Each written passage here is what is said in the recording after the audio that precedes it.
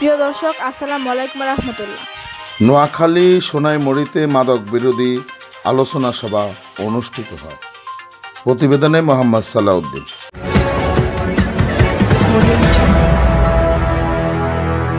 Dear viewers, Generation on TV, I welcome you. সোনাইমুড়িতে মাদক বিরোধী আলোচনা সভা ৭ নং বজরা ইউনিয়ন ৭ নং ওয়ার্ডে মাদক বিরোধী আলোচনা সভা অনুষ্ঠিত হয়। উক্ত অনুষ্ঠানে মাদক বিরোধী কমিটির সদস্যরা বলেন, আজকের মাদক ক্রয় বিক্রেতাদের কারণে যুব সমাজ ধ্বংস হতে যাচ্ছে। মাদক ব্যবসায়ীকারী করে বাবা মা ভাই বোনদের সাথে খারাপ আচরণও করে থাকে, বিভিন্ন কাজে তারা জড়িয়ে যাচ্ছে। আসুন আমরা সবাই মিলে মাদককে না বলি, মাদক মুক্ত বাংলাদেশ গড়ে তুলি। একজন মাদক ক্রয় ও বিক্রেতা সমাজের কারো ভাই হতে পারে না, কারো ছেলে হতে পারে না।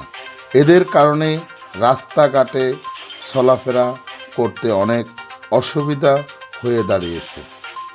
সাধারণ মানুষ শান্তিতে বসবাস করতে পারছেন না এদের কারণে। আসুন আমরা সবাই মিলে এদের বিরুদ্ধে প্রতিরোধ গড়ে তুলি এবং সমাজ থেকে মাদককে চিরতরে বিদায় করার চেষ্টা করি। ছেলের প্রতিদিন গালিগালাজ শুনতে হয়, ওই ছেলেটা ওই মারে অনেক খারাপ ব্যবহার করে, কথার অবাধ্য হয়।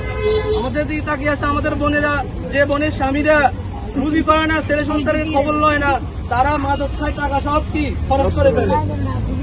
তা আমরা এই কালকে মাইকিং থেকে আমরা আরো উদ্বুদ্ধ হয়েছি। ইনশাআল্লাহ আমরা এই সমাজের মানুষের দিকে তাকিয়ে আমরা ইনশাআল্লাহ আগের থেকে মাদক নির্মূল কাজ আরো বেশি দ্রুত গতিতে করব। এখানে অনেক যুবক আছে, আমি যুবকদেরকে উদ্দেশ্যে একটা কথা বলতে চাই, যে সমাজের যুবক ঠিক ওই সমাজটাই ঠিক। একটা সমাজ ঠিক থাকতে হলে যুবকরা কি ঠিক হতে হবে। একটা সমাজ বিপ্লব করতে হলে 3টে জিনিস প্রয়োজন: যোগ্য নেতা, যোগ্য নেতৃত্ব, যোগ্য কর্মী বাহিনী।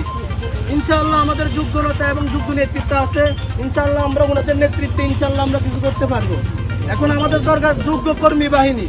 আমরা ইনশাআল্লাহ যদি কর্মী বাহিনী তৈরি করতে পারি, ইনশাআল্লাহ এই সমাজ থেকে আমরা সকল মাদক এবং অসামাজিক কার্যকলাপ দূর করতে আমাদের বেশি সময় লাগবে না।